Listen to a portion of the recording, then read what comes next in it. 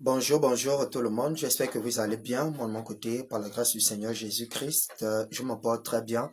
Alors, en ce dimanche, j'étais en train de lire Apocalypse chapitre 20 à partir du verset 11 à 12 à ce sujet du jugement dernier. Déjà, à noter que nous, les chrétiens, nous ne serons pas jugés en ce jugement dernier pour deux raisons.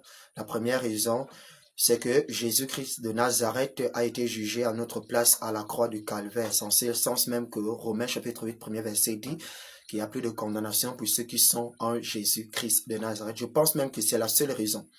La deuxième n'est qu'une assurance de la déclaration du Seigneur Jésus-Christ de Nazareth lui-même dans Jean chapitre 5 à compter du verset 24 où Jésus dit « Celui qui croit en moi ne vient point en jugement, mais il est passé de la mort à la vie éternelle. » Alors, au jugement dernier, administré par le Seigneur Jésus-Christ de Nazareth, il y aura des livres qui seront ouverts, effectivement, comme nous le voyons.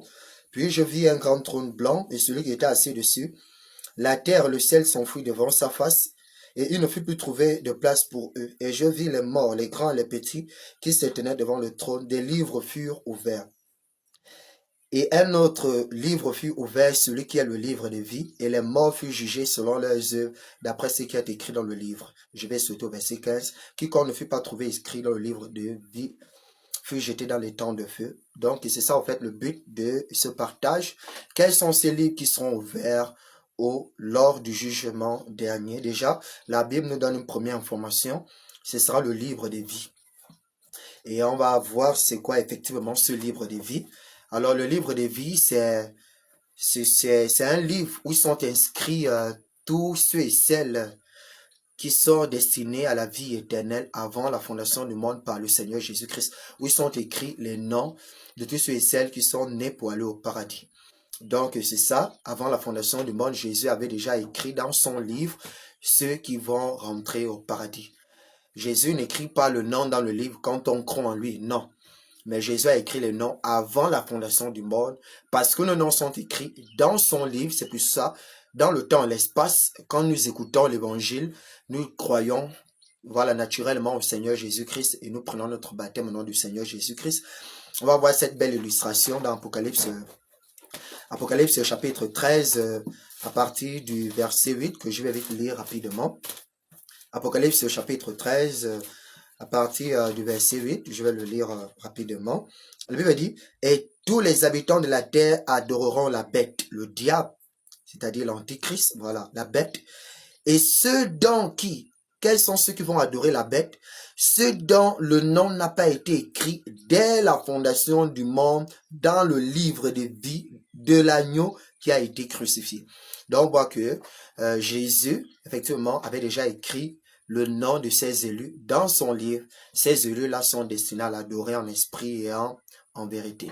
Donc, tous ceux et celles qui n'ont pas été écrits dans le livre de vie, avant la fondation du monde par le Seigneur Jésus-Christ, eux, par contre, ils sont destinés à blasphémer contre le Saint-Esprit. Ils sont destinés à adorer Satan. Ils sont destinés à être incrédules et aller dans l'enfer éternel.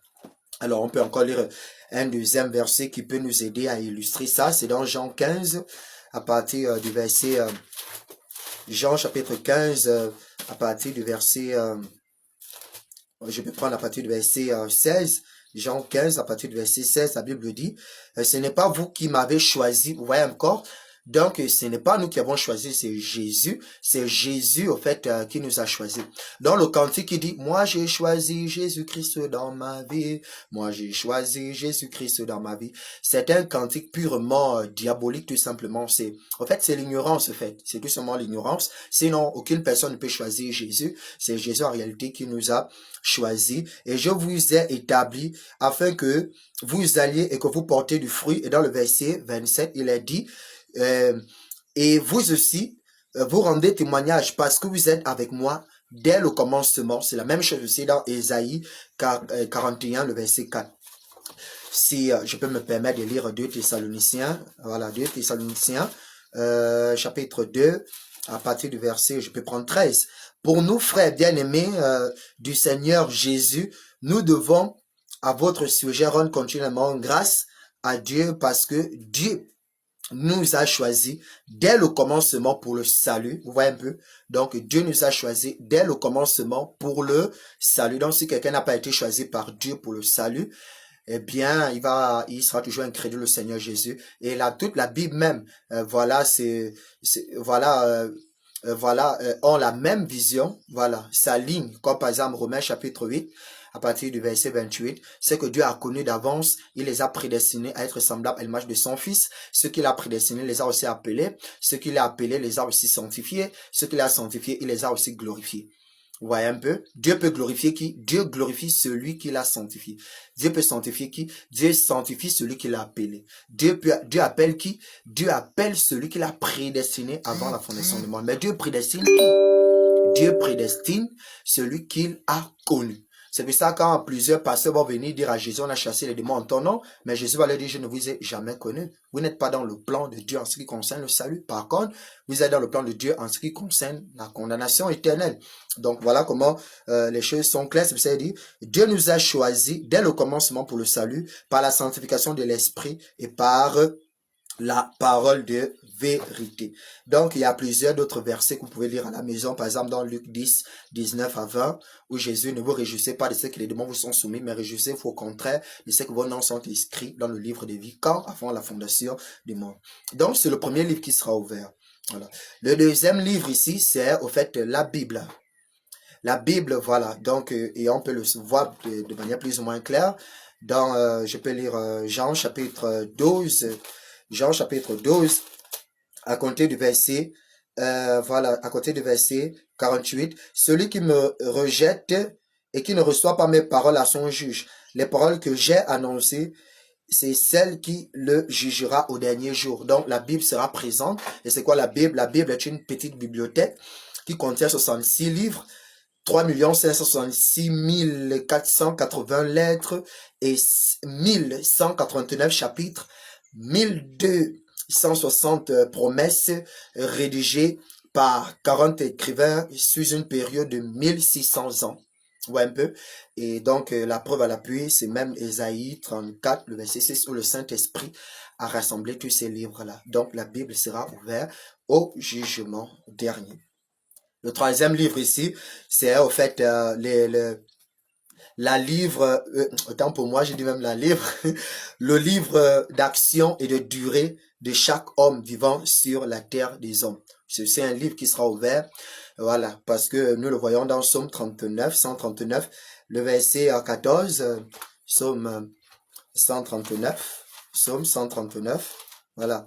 Donc, c'est un livre où sont rédigés le nombre de vies qu'on doit vivre, voilà, sur la terre, Psaume 139. Psaume 139, voilà. Je te loue de ce que je suis une créature si merveilleuse. Tes œuvres sont admirables et mon âme le reconnaît bien. Mon corps n'était point caché devant toi lorsque j'ai été fait dans un lieu secret, tissé dans les profondeurs de la terre. Quand je n'étais qu'une masse informe, tes yeux me voyaient et sur ton livre était inscrit quoi c'est tous les jours qui m'étaient destinés avant qu'aucun d'eux n'existât. Vous voyez un peu, donc, c'est ce livre-là. C'est pour ça, en fait, aucune personne sur la terre ne peut ajouter une coudée à la durée de sa vie. Voilà, si Dieu a dit que tu allais vivre 2 ans, tu vas vivre 2 ans. C'est pour ça ceux qui disent souvent, pourquoi il est mort si tôt, en fait, ils sont tout simplement égarés. Toi, tu l'avais donné quel âge? C'est l'âge que Dieu lui a donné de vivre sur la terre qui s'est écoulé comme ça. Il est parti. C'est pour ça que Jésus avait dit dans, je pense, Matthieu 6, 27, que personne ne peut ajouter une seconde à la durée de sa vie. S'il lui a dit que tu vas vivre 100 ans, tu vas vivre 100 ans. S'il dit que non, c'est 2 ans, tu vas vivre 2 ans. S'il dit c'est moi, c'est moi. Donc, c'est un peu ça, que Dieu soit loué. Et enfin, le quatrième livre ici, c'est au fait le livre du zodiaque. Le livre du zodiaque, vous pouvez le voir aussi dans Job. Voilà, le zodiaque, ce sont les livres des signes. C'est même le premier langage de Dieu. Ouais, un peu le zodiaque, ce sont des formes. Par exemple, lion de la tribu de Juda. Ouais, un peu, ce sont des formes qui donnent des interprétations, des significations du zodiaque. Pour ceux qui veulent connaître plus davantage sur le zodiaque, vous pouvez m'écrire en inbox. Que le Seigneur vous bénisse abondamment. Et pour terminer, comment faire pour être sauvé? Eh bien, confessez que Jésus-Christ est le Dieu véritable, la vie éternelle, qui est venu sur la terre des hommes ayant pris une forme humaine. Il est mort sur la croix quant à la chair, rendu vivant quant à l'esprit. Il est mort Le troisième jour, il a été ressuscité des morts. Voilà. En confessant cela, prenez votre baptême au nom du Seigneur Jésus-Christ par immersion. À ce moment, vous êtes pardonnés, sauvés.